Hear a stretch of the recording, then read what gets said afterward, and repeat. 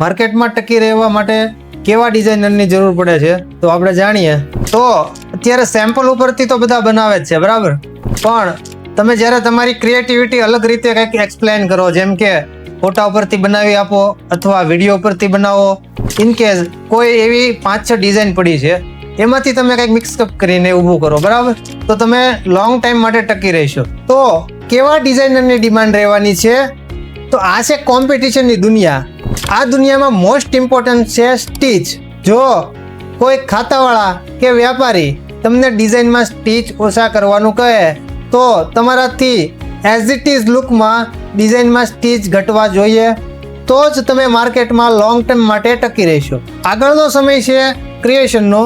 જો તમે ઊંડાણપૂર્વક શીખેલા હશો તો તમારી demand as a designer evergreen રહેવાની છે. તો તમારે પણ એમ્બ્રોઇડરી ડિઝાઇનમાં કંઈક નામ બનાવવું હોય અને પરફેક્ટ ડિઝાઇનર બનવું હોય તો આજે જ અમારો સંપર્ક કરો, ઇન્સ્ટાગ્રામ પેજને ફોલો કરો.